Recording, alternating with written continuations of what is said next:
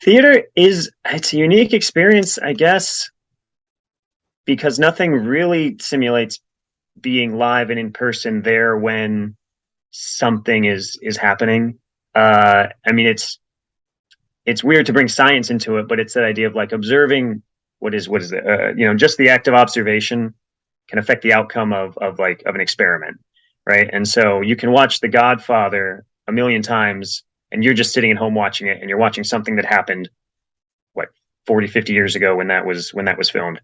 So it might change a little bit for you if you notice different things, but the fundamental, what it is hasn't changed.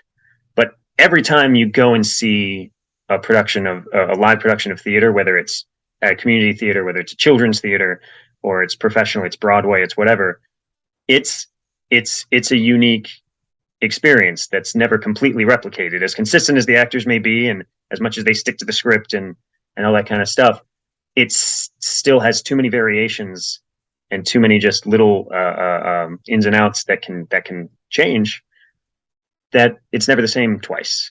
And you are, I think, are even subconsciously aware of that, both as an actor and as a performer. That you are. It's an increasingly unique experience in this day and age to be a part of that and to be present for something like that.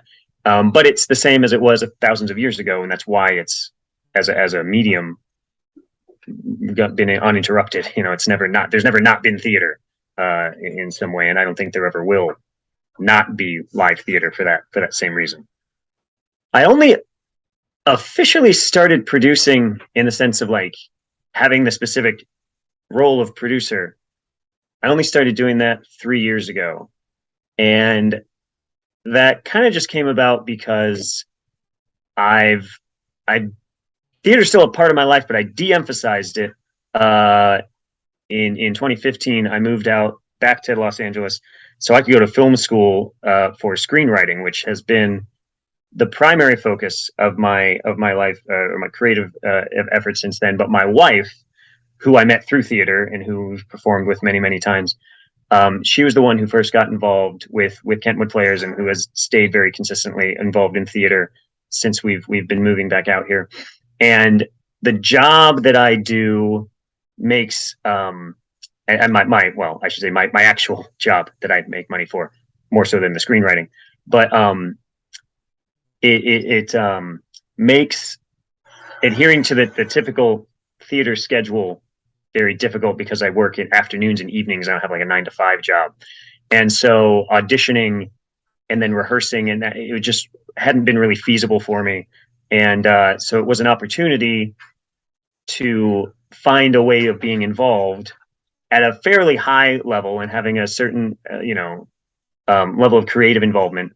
Not just I could run the booth, I could run a lighting board or something like that, but that's just pushing buttons. Nothing against doing that; it's an important part of the show. Keep doing it, but yeah, the producing was you're in at auditions and you have input and you have feedback, and so it was an idea. Oh, I can do that, and I don't have to be at every rehearsal, and I can help my friends and my wife and meet new people and stuff like that, and work behind the scenes. And so the thought of doing that was appealing, and also some of my both my best friends and the people that I've respected the most in all the time that I've been doing theater have been stage managers and artistic directors and producers and people like that, people that I really super admire. And so I kind of had a lot of good role models to potentially look to or think back on and stuff. And so when we started doing that in 2019, with the first show was Pippin, and had a really positive experience there. And then did that again with Little Women, also in 2019. And then the pandemic hit. I was set to do 9 to 5, which was going to be our Christmas 2020 show, and I'd already agreed to produce that. And now, 3 years after having committed to doing that, we're finally up and doing that as well. So I'm fairly new to producing still, but it's been a good run of 3 shows so far. First heard about Kentwood Players actually in 2008 because my wife and I lived out here briefly from like I was out here from 05 to 08, back when I was just pursuing acting, and so was my wife. And she found an audition for Kentwood Players back in 2008, and so we just went and auditioned, and she didn't get it, and then we left LA shortly thereafter. thinking we were gone forever. And then in 2015 we came back, and it wasn't until 2016 that she was like, "Oh, that you remember that theater by the airport that we went to that one time? They're doing Young Frankenstein." So I think I'm going to audition for that because she was trying to get back into theater. She'd been doing background work for a year and then hated it, and so she wanted to get back into doing theater. And so she got cast in that and had a great experience and met people who have proven to be the best friends that we have out here in the 6 years since.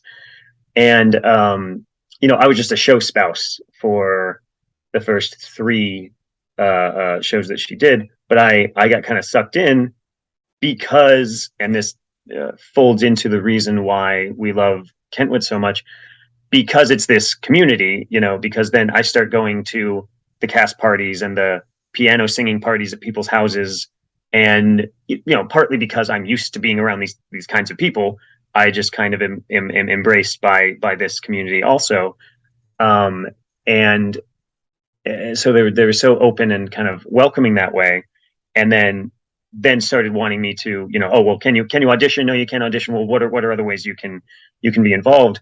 But what's also great about Kentwood in particular, and I think this is true of a lot of community theaters in the South Bay and other parts of LA, because when I was first an actor, I would do theater in LA, but in my mind, theater in LA was what I call strip mall theater, because I literally performed years ago on like Sunset and Highland between a tropical fish store and a tattoo parlor in a 50-seat theater that was a barely converted boxing gym. And that's where I had done theater. And that's what I thought of as theater in LA is just people who want to do television are trying to get discovered. So they try to do theater as a means of like networking. It's a step stool and stuff like that.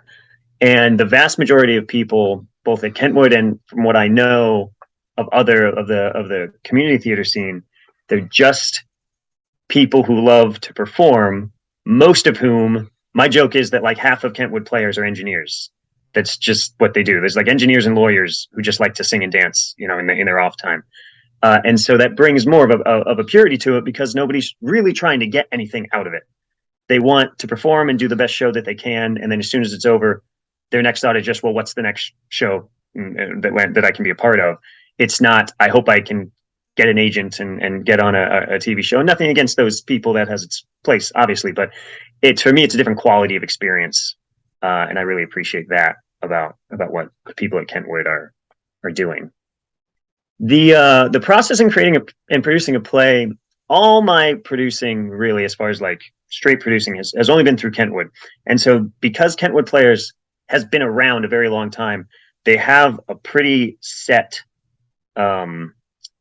process that is helpful, especially when you're just starting out. Like there's a handbook and everything that you can kind of go through. And a lot of what producing at Kentwood means, and this is probably true in general, theater-wise especially, is because obviously, as you know, the word producer, it means a totally different thing in television, and then it means a different thing in film, and then it means a different thing in theater. But for Kentwood, it's really largely an administrative job. It's a lot of planning. So you get agree to do it. You are then tasked with forming an artistic team. Usually a director will bring with them, like I already had, they always have friends, like ask this friend to design, ask this friend to choreograph, ask this friend to whatever. And in there you have to find a few people that like, we need a choreographer, we need a costume designer, we need a builder or whatever. So putting that team together, and then organizing some production meetings ahead of time so that everyone meets each other, gets on the same page. And then we have to establish a budget, which has to get approved by our board. So all this starts happening several months in advance, because we have to have all that in place before then the producer is in charge of planning and organizing the auditions. So we have to make sure the theater is free, and we have to have volunteers to make sure that date works for all the artistic staff who need to be there and oversee the casting, posting the casting process, all this stuff. I won't bore you with like a step-by-step process of it, but it goes from basically auditions and callbacks, and then you've got your table read, which for us is like 3 days after auditions, which is always fun. And then you go down a few weeks, and there's our build Sunday when the previous show leaves the theater, and then we move in to start building our set. And then there's our tech Sunday. And so a lot of my work is administrative. In there, depending on the relationship with the director, it may also involve coming in and watching rehearsals and throwing in ideas and feedback, and as well as just problem solving. If they can't figure out how this set piece can work, or this effect can work, just kind of brainstorming, along with them. Occasionally, it involves some um, lubrication of personalities if maybe the designers are not necessarily on the same page, or things like that. It can be a lot of things, up to and including I had to, in one production, step into a role 3 weeks into the run, and just join the cast because of a situation that developed with one of our actors, and was obviously not planning to do that at all, but luckily had the background for it, and it was kind of right in my wheelhouse, and that worked out. So it's again never the same way. It never quite the same each time that I've done it so far. But the main focus is usually from organizational and administrative. That's what I view as my primary role, and then the rest of it develops depending on the chemistry of the team and the producer and the director and all that kind of stuff. We would welcome and encourage all actors, writers, directors, technical, people, people who also want, to be involved in any sort of design or stage management, anything like that, to be involved with Kentwood Players. First of all, because it's even more so that, I mean, it is a year-round community. We have a membership. You don't have to be a member to perform, but we invite anyone performing to become a member, because it is a year-round community. As I've said, it's been for 6 years that my wife and I have been involved. Really, a central part of our life, even when we're not doing shows or when she's performing somewhere else. The membership meetings and the different little smaller side productions that get done. There's readers theaters, and there's musical theater workshops and directors workshops and stuff like that are available. We started doing remote stuff, COVID stuff, and things like that during the pandemic, and those types of things might continue. So there's a wide range. I mean, it's consistent that they do just the year-round shows, so there's always something to be working on. It is intentionally, our plays committee works very hard to have just a wide, and we are trying to increasingly grow and expand the range of work that we do, and the people the writers that we produce, and to try, we do believe in a mix of kind of classical and older things, whether that's Shakespeare, whether that's Moliere or Noel Coward, from those kinds of things, and also trying to do some of the more newer and more innovative things that have come out of American theater, also by writers like Karen Zacharias and other things like that. So it's just a bunch of people who love performing and are trying their hardest to do that the best that they can, and it's only as good as the people that we have come out and do it. So if you want there to be better theater out there, then come and help us make the best theater that we can, because we need everyone at all levels, and are always welcome to add to our community.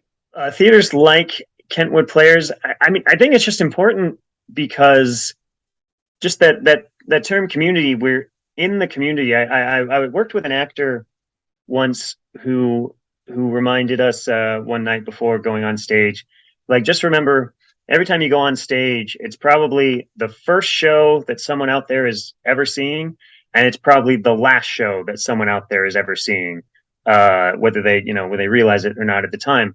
And I think that's true of every individual, like, community theater production. That is, it is a gateway, whether it's for kids or whether it's for people who just always thought, I don't know, I'm not really interested in theater, but okay, there's this thing, that's doing a pay what you can show, or that it's just down the street for me, and I guess I'll go check it out.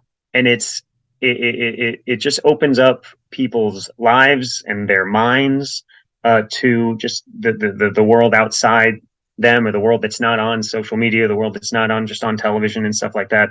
It's a way to connect to our past, from the stories that are being told there, and it really, yeah, it's very cliche to say, but it really gives you hope for the future. And all that kind of happens at the community theater level, which is accessible, which is right in your neighborhood. It's in your community. It's not something that's you have to go downtown for. It's not something that's in people coming through town that are going to perform and then move on and go to the next town. All that's great, and all that is also should be there, but all that's also got a lot of money behind it. And the community theaters are, usually just going from year to year, just trying to scrape together enough money to do the next show and to do the next show.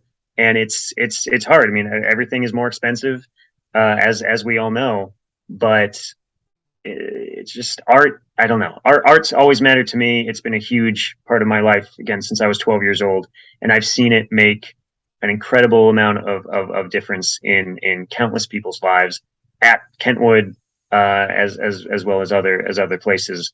And I mean, people do also not. I say this as I'm also the director of development for the company, which is a whole other thing. I won't go too much into, except to say, um, you know, ticket sales only go so far. You can sell out a whole show, and that doesn't necessarily mean you are making money off it. These tickets they are nonprofit organizations. We are a 501c3 organization ourselves, and it needs both ticket sales and individual donations to bridge the gap between our expenses and our ticket sales. So there's always going to be a gap there. That in addition to seeing the shows, even if you can't make it to see a show, we would always welcome any sort of donation or support or anything like that. We're doing year-end giving and stuff like that. We're getting ready to send that out to people. It's supporting. I can't stress enough how important it is to support local arts or organizations like Kentwood Players.